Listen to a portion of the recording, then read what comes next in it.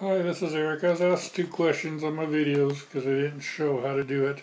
But at the bottom of the AM helmets, if you look at this area right in here, usually this comes out and it sticks out a little bit and then it cuts across.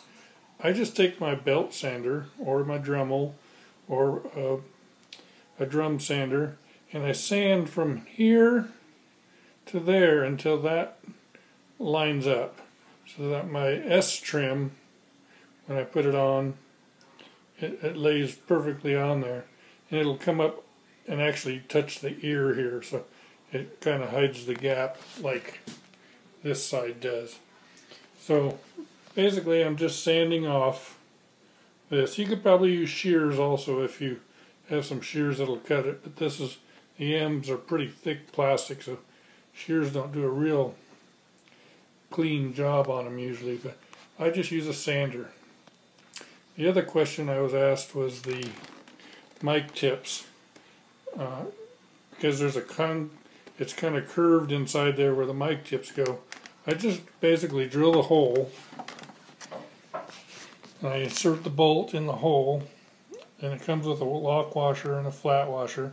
Sometimes I'll use a bigger washer depending on how thick this area feels, because sometimes it's kind of thin.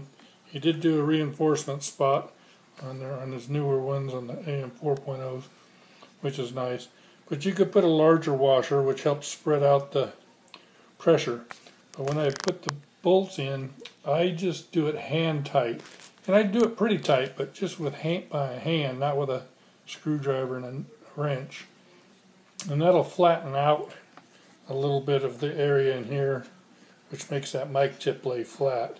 But if you put a little bit bigger washer, this doesn't have the bigger washer, but if you put a bigger washer, it spreads that out a little bit more, and it helps those mic tips laying there flat.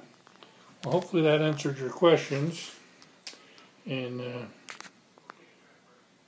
go from there. But if you have any more questions, feel free to ask. Thanks.